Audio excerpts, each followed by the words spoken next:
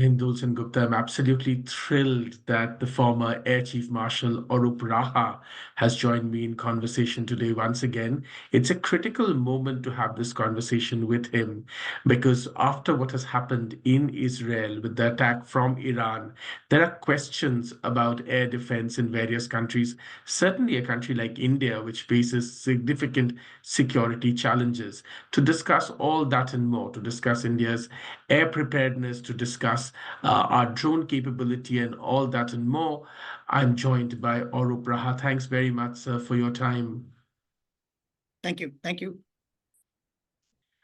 I want to begin by asking you what went through your mind about India's military preparedness when you watched what happened in Israel? Drone attacks, especially swarm drone attacks, is a new element in warfare, especially so in air warfare.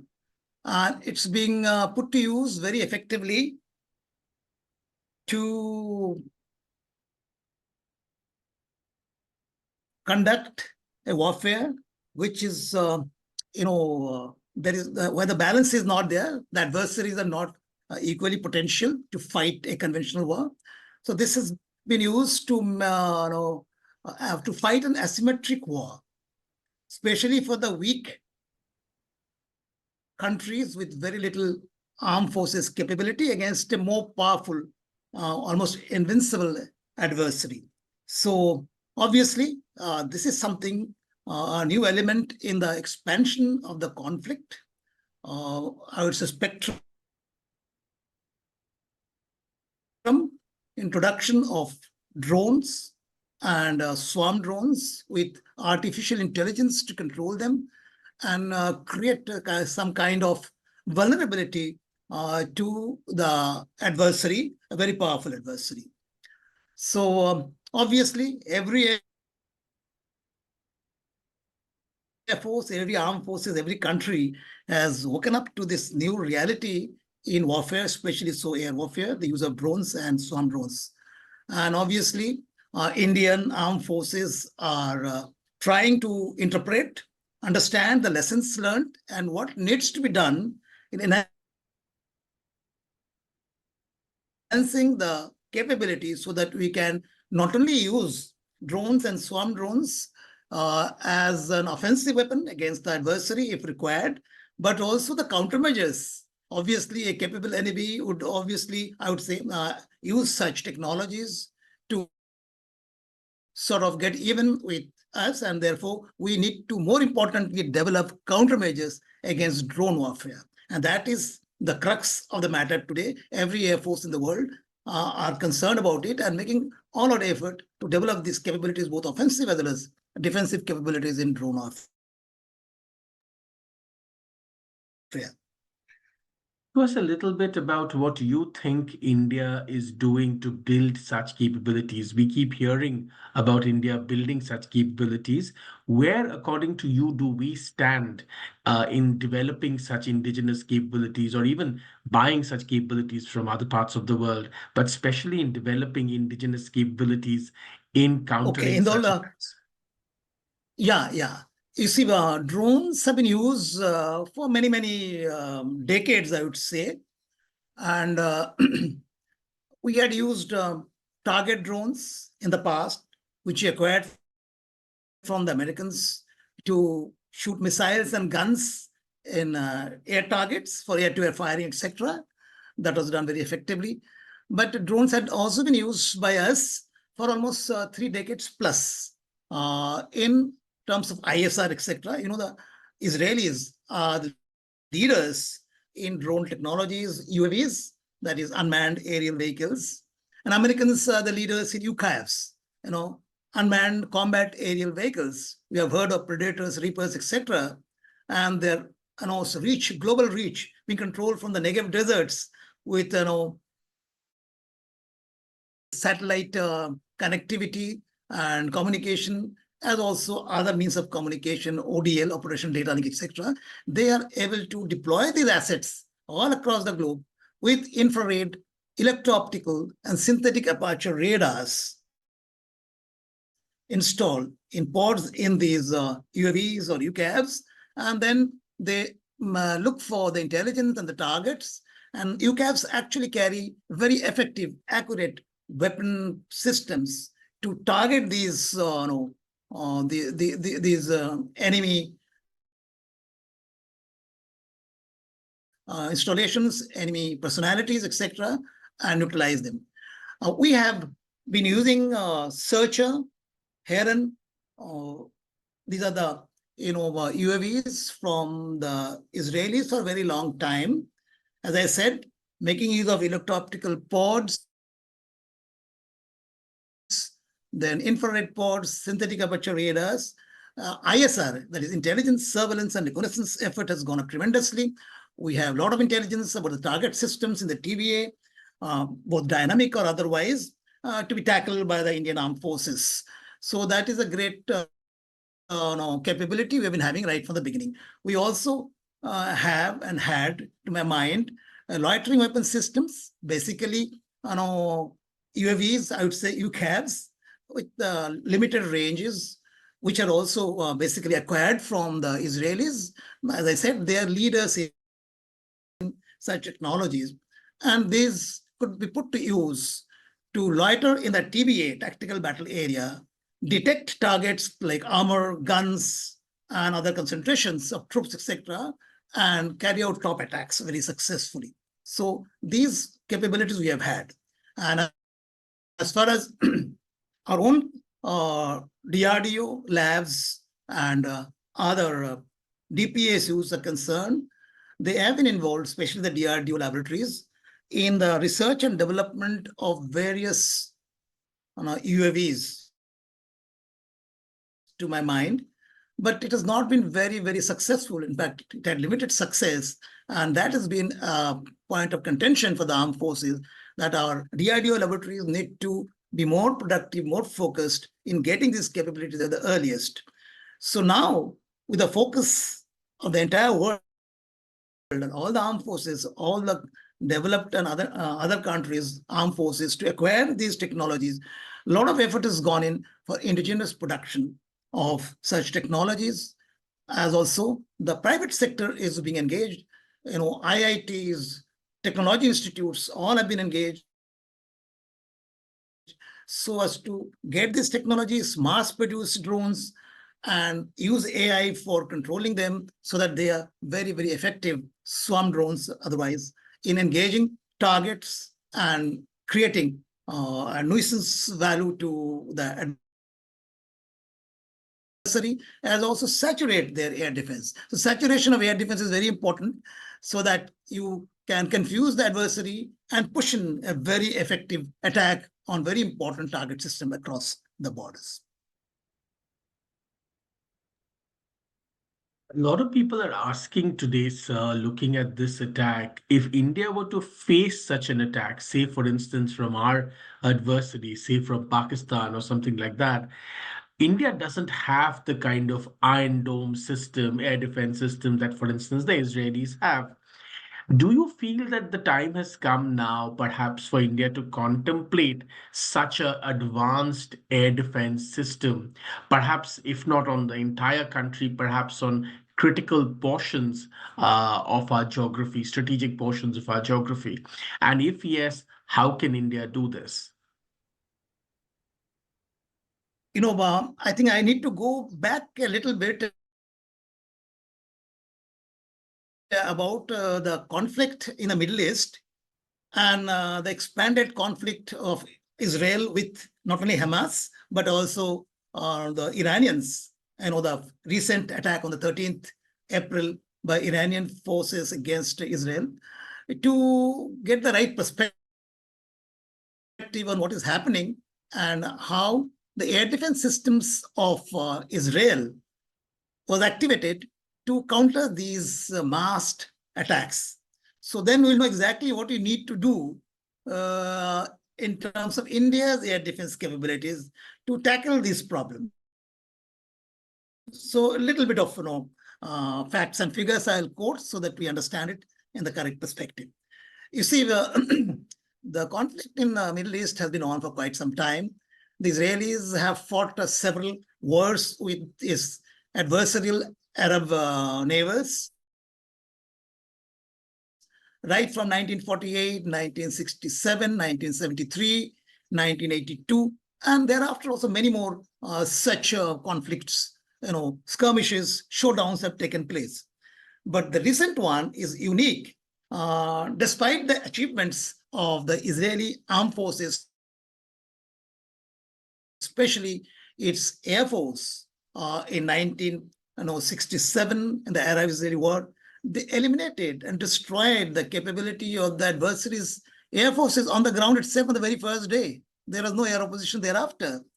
Similarly, in 1973, during the Yom Kippur War, which was a big surprise for the Israelis, and they were taken in greatly by the capability that the Egyptians had developed with Soviet Union's help in terms of surface-to-air missiles, batteries like SAM-6, SAM-7. And when the war broke out, a preemptive strike across the Bar-Lev line, the famous Suez Canal, the Israelis are on the back foot. And when they attacked with the Air Force, almost 40 of their fighter aircraft were shot down along the borders of Israel, both Syrian border, Lebanese border, or even the Egyptian borders. And quickly, they fought back, especially the army, became the protector of the Air Force in capturing these areas, eliminating these missile systems, surface-to-air missile system on ground, and then studying them as to see what sort of capability do they have. And then they developed actually electronic countermeasures, etc., to neutralize these systems almost totally. Thereafter, the Israeli Air Force and the Israeli Army played a very important role in reversing the entire war progress, and there was a huge defeat for the Egyptian armed forces and the other Arab nations. So that's the type of capability they have. I remember in Bekaa Valley, the Israeli Air Force, when it was fighting the Syrian Air Force, which is armed with a lot of advanced fighter aircraft supplied by the Soviet Union, the exchange ratio was 82:0. Can you imagine the type of capability that the Israeli Air Force had developed in countering its adversary? So it was very surprising that the Israeli armed forces, defense forces, were easily surprised by this attack on the 7th of October last year, wherein the Hamas, which has got no air force, no tanks, no artillery, nothing. They have just ordinary unguided rockets, which they operate from various, areas, civilian areas, hospitals, or under the hospitals, the system of, I would say, what to call them, the various network that they have, underground network, and from populated areas, from hospitals, from schools, from religious places, in the basement, etc. And they successfully collected these rockets and had the capability to mass launch nearly 4,000 rockets in 1 or 2 days' time, one session of engagement from Gaza against the Israeli neighboring areas. So that was a big surprise. And they used drones. They studied the intelligence very thoroughly, collected intelligence. Then they attacked those unmanned posts along the Gaza-Israeli border with drones, very successfully neutralizing their sensors, their weapon systems, and also their communication system. So Israelis in the border of Gaza are totally blinded. Then they use, as you know, that they use paragliders, etc., to come over the fence and raid the villages and various congregations that is going on, and took large number of hostages, etc. So that was a very severe, I would say, action, successful, surprise, and everybody in the world now realized that Israelis have been taken aback. And obviously the retaliation took place, as a result of which For 6 months, they've been fighting there. Israeli Air Force went into overdrive. The army went into overdrive.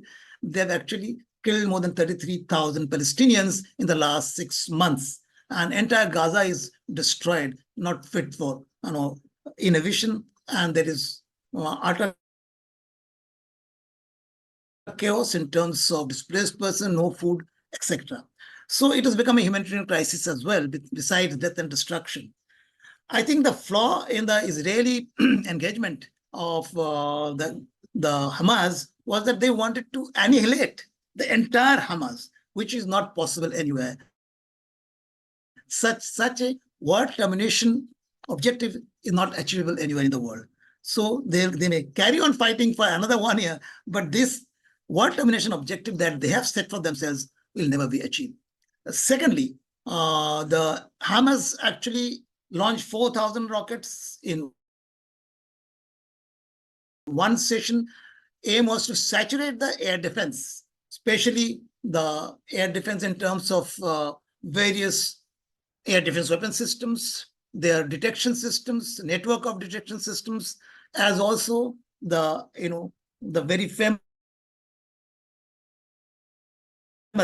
Iron Dome. Now I'll tell you something about the Iron Dome. Iron Dome is for terminal defense.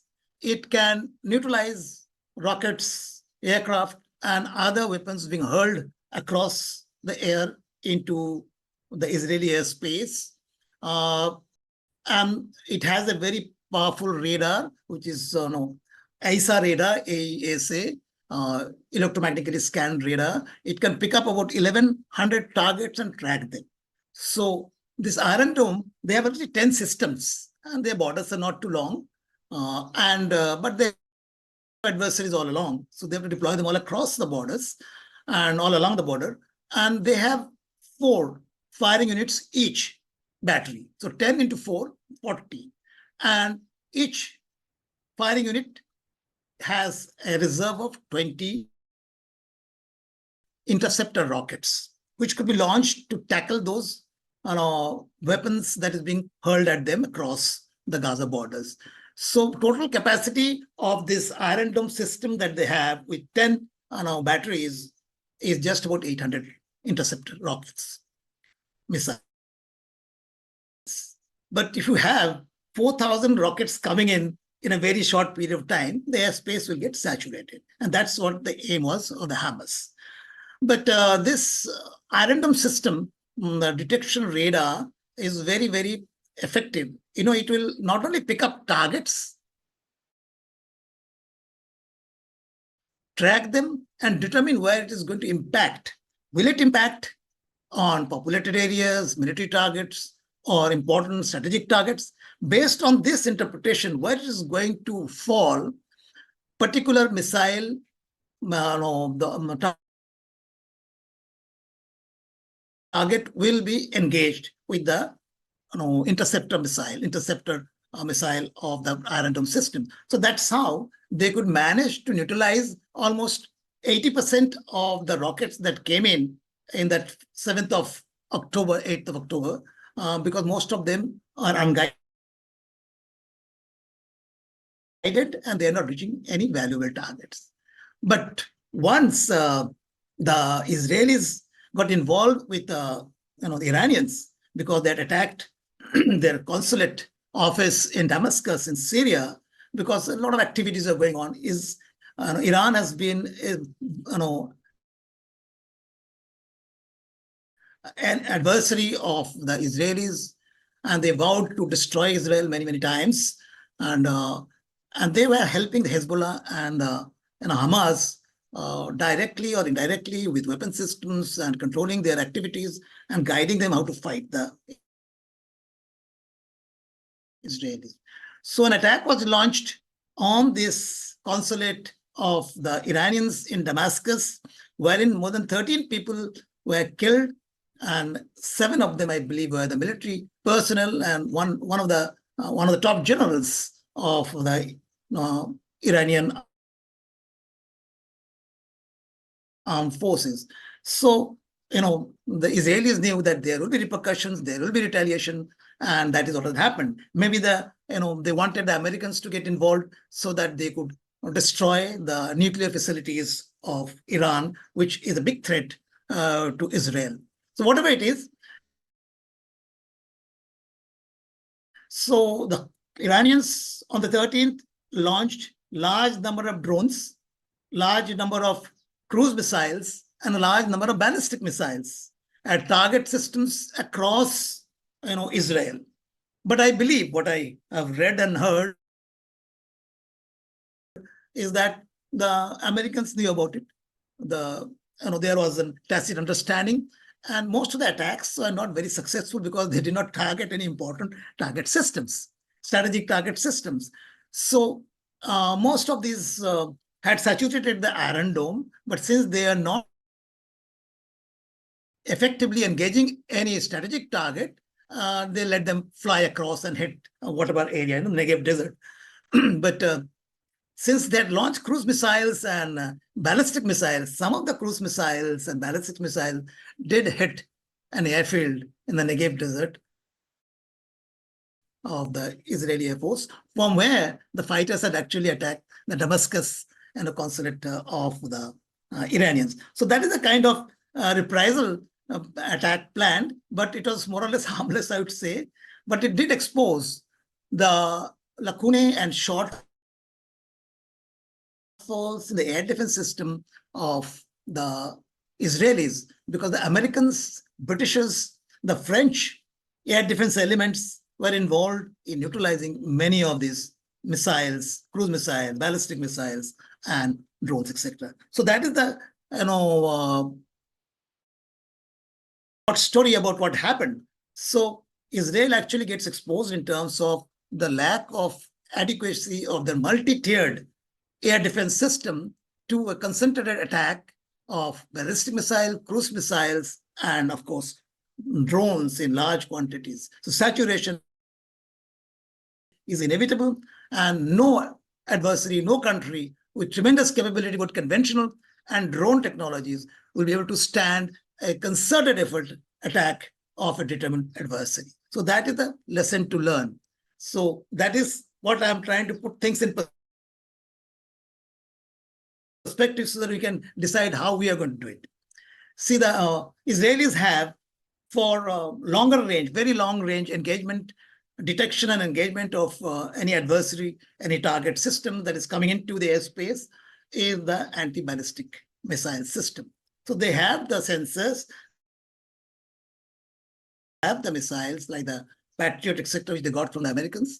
They have the Arrow 3, Arrow 2 missile systems built by their own military industry with due cooperation with the American industry, military industry complexes. And they also have the David Sling, which is medium range and engagement of targets in the air. And of course, the Iron Dome, which I explained to you. So they have tiered defenses, air defenses against any intrusion by the enemy aircraft, drones, missiles, cruise missiles, ballistic missiles, etc. In addition, they have very good airborne systems in terms of detection and tracking of targets, be it the AEWC, airborne early warning and control aircraft, AWACS, airborne warning and control system aircraft, as also they have that various aerostat balloons like we have got from them. And in fact, we got the AWACS through their technological achievements. So there are a lot of things which are common with us because we got that from the Israeli armed forces. So obviously it will be applicable to us as well. We do not have the David Sling, nor do we have the Iron Dome. But as far as India is concerned, that is what your interest is, what the people want to know, that India has a very huge capability in terms of air defense. I'm not talking about the latest technology that is required to counter drones, swarm drones with enhanced AI technologies ingrained in it. But overall, conventional air defense-wise, we have similar capabilities that the Israeli Air Force has. Like we have the ABM, okay, anti-ballistic missile systems. I know that a lot of trials and tests have been going on. We have the detection capability, and I think from time to time that I read about the various trials that have been carried out, tests have been carried out. I'm not sure it isn't fully operationalized or not, but I think we are somewhere there, or we may have already operationalized it. I'm not sure.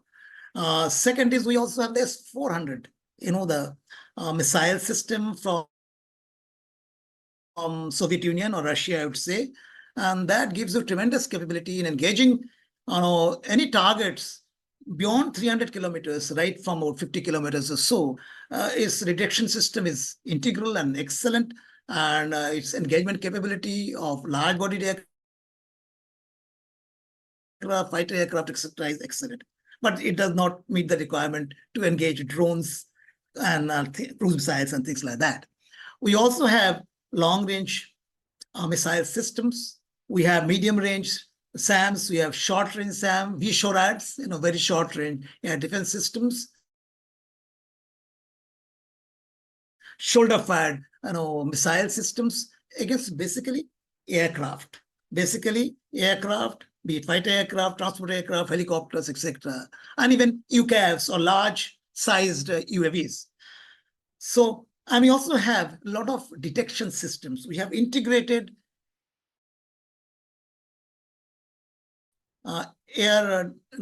ISCCS, Air Command Control System of the Indian Air Force.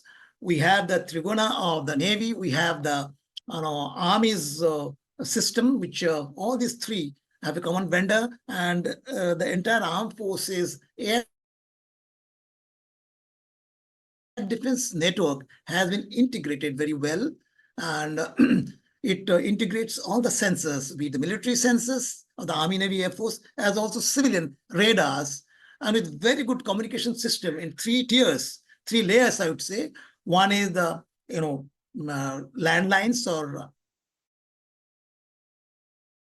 I would say subsurface through OFCs, etc., connecting each and every sensors, radars, etc. Other is the ODL, operational data link, or air-to-air communication systems, wherein you integrate the AWACS, AWC,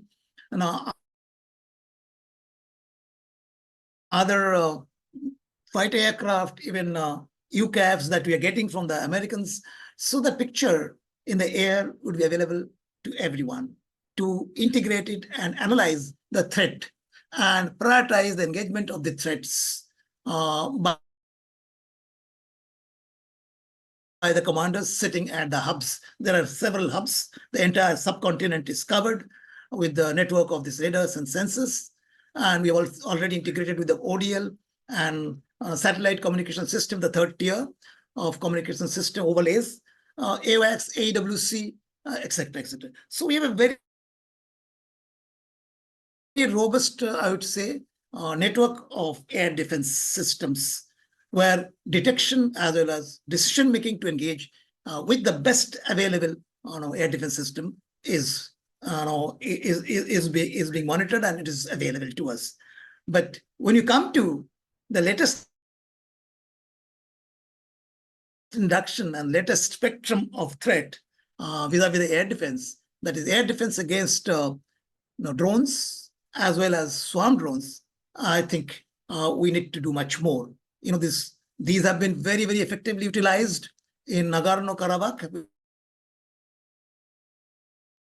between Azerbaijan and Armenia, wherein the drones that Azerbaijan had acquired from Turkey, Bakhtiar, and used very, very effectively to neutralize the armor and the guns, etc., armored vehicles, tanks, etc.,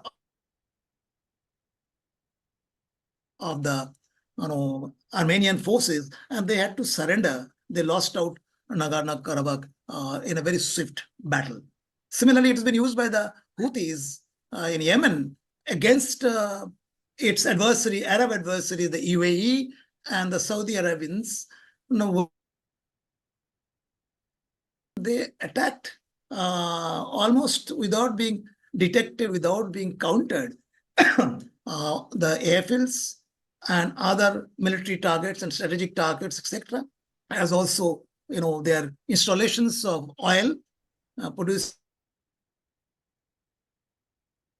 installations. So they had achieved big surprise and they went uncountered because nobody actually had thought about the counters to drone warfare and swarm drone warfare.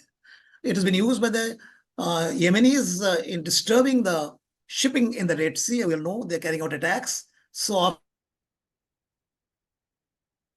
often with such drones, etc., though with limited consequences, but it has disturbed the entire shipping in this area, affecting the entire world's trade and commerce, especially flow of oil. So this is not new. This is showing its dimensions now, and we have to work very hard,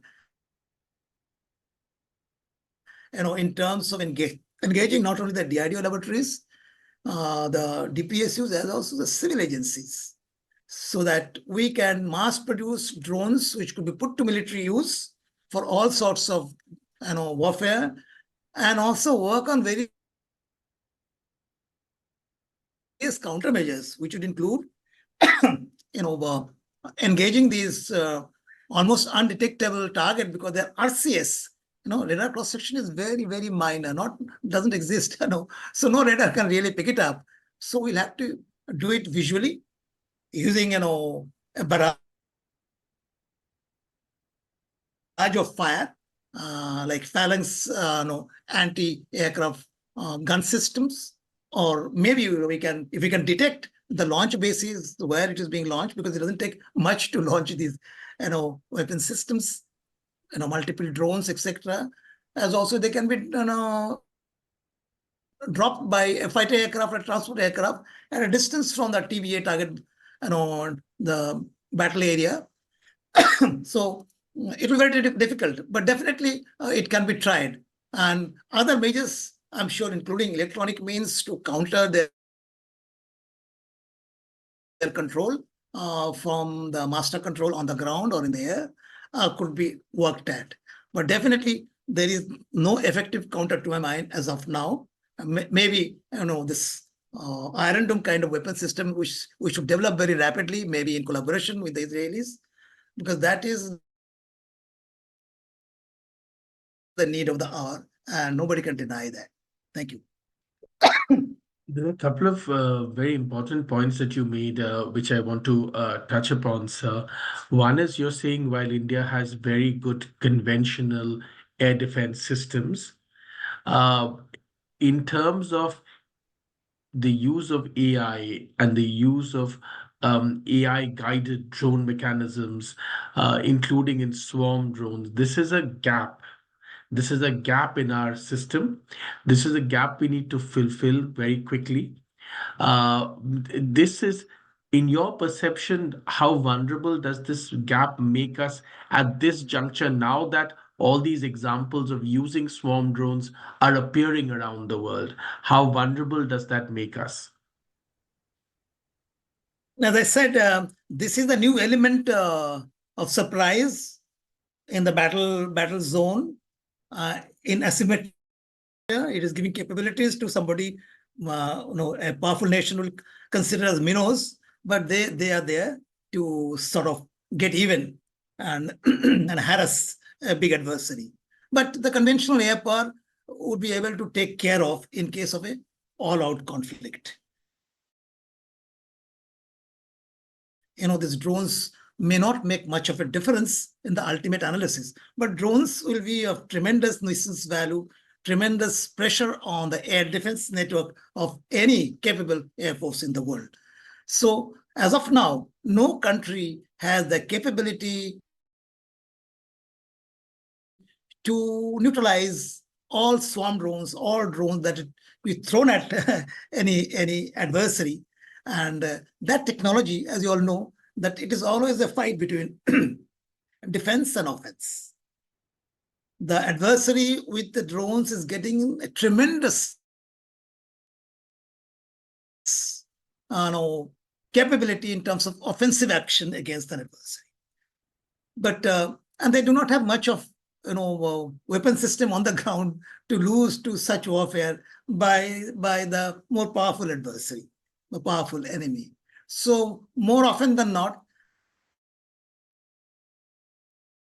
the more powerful adversary will suffer by the use of drone technologies and swarm drones by a less capable adversary. And there is no system which has been evolved so far, which will come out, I'm sure, in near future, since it is always a battle between defensive elements and offensive elements. Sometimes the offensive elements get the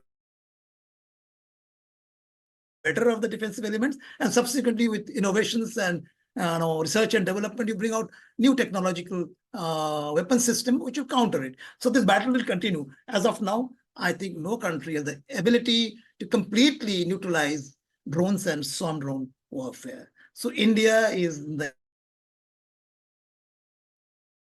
initial, I would say, mid phase, wherein very soon I think we'll be able to get the technologies to more or less neutralize most of the drones and swarm drones.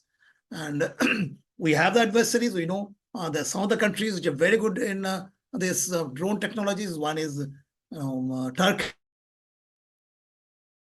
which is giving weapon systems to our adversaries as well, like Pakistan, etc. And Chinese are very well off in terms of drone technologies. They've developed multiple types of drones, but the effectiveness of drones in the mountainous areas is a big question mark. Because of the type of terrain, because of the type of obstacles, because of the shadow areas, communication range, etc., weather. So, and in the plains, in the deserts, it is a very good weapon systems, effective. But to my mind, we may have to engage our adversary in the mountains where drones will not be that effective, to my mind. So that is one I would say silver lining in the threat perception. But definitely fighting against our adversaries who are also getting capabilities, both offensive, I'm not sure what defensive, will mean that we work overtime to acquire the defensive technologies more importantly. I have a question, sir, if I may. Especially because we're talking about immediate adversaries. You mentioned China. There's, of course, Pakistan that also came up. There was a point where in our, in the way we planned our strategic sort of outline of our country, there was a fear that Pakistan was developing, and indeed Pakistan did develop tactical nuclear weapons, which were easy to sort of move around, easy to deploy, easy to, sort of their agility was much higher, to which India then sort of recrafted its nuclear doctrine. Some people ask this question: do you think advanced versions of this drone technology could one day be capable of actually deploying some sort of tactical nuclear weapon? I can't rule it out. Then you look at a slightly bigger drone, maybe a kind of UCAV. See, a nuclear weapon, even a tactical weapon, has to have some kind of effective, explosive capabilities. Okay, in terms of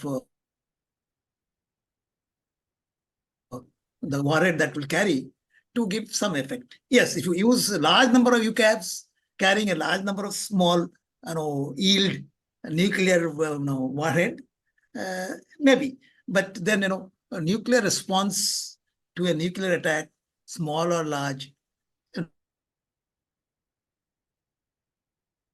may be very, very devastating. So I don't think any adversary will try that using, tactical nuclear weapons with small yield through multiple, UCAVs or missiles, short-range missiles, to adversely affect the morale and the capability of an adversary. The response, to my mind, the Indian no first use policy is there, but the response to any nuclear attack could be devastating, and that's if we sustain in our policy. I think it will work as a good deterrence against any tactical nuclear weapons being used in our territory. If they want to use it in their territory, is a different thing, of course. the end of this conversation, I want to ask you one last question, sir. There's a lot of talk about indigenous defense production capabilities of India. India is now building missile technology. India is building drone technology that is actually being sold to other parts of the world, to other countries. In terms of our indigenous defense, capabilities, how do you see the kind of abilities in drone manufacturing that we have discussed in this conversation? How do you see those kind of capabilities being developed indigenously? Do you think enough is being done there? What more could be done?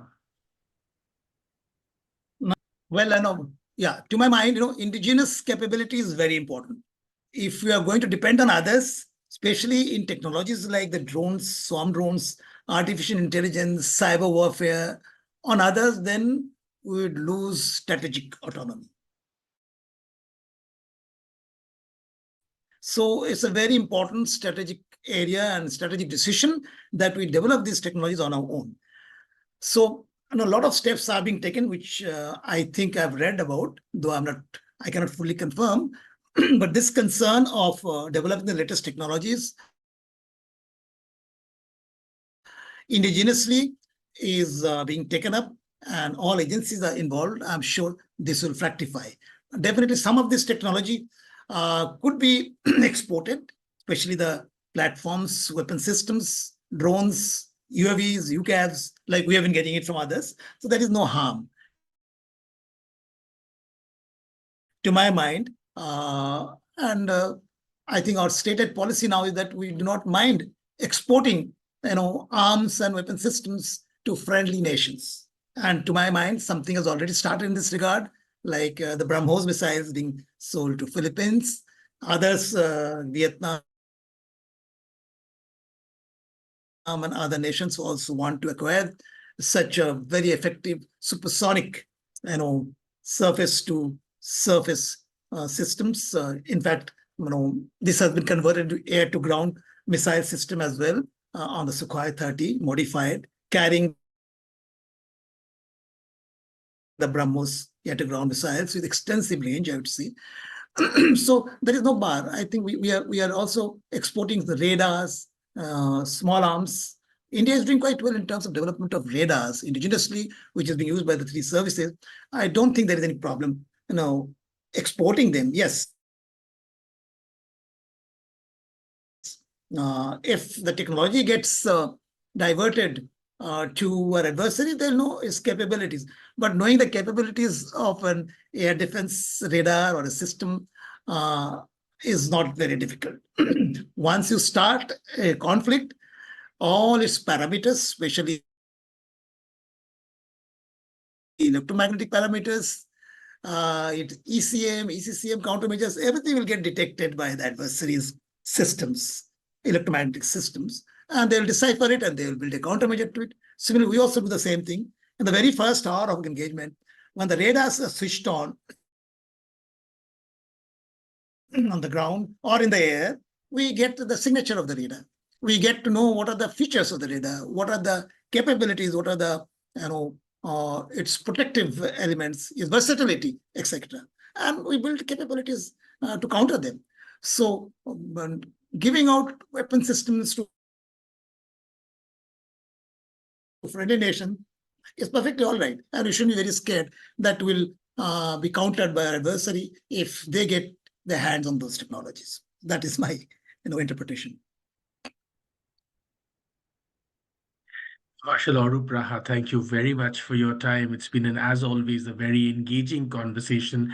Thank you very much for taking us through all the details of how India could counter the sort of attack that Israel has seen. Thank you for also giving us a broad sense of where we stand in terms of defense capabilities and what more we could do. We really appreciate your time. Thank you, sir. Thank you, Hindol, and all the best. Thank you. Bye. Thank you, sir.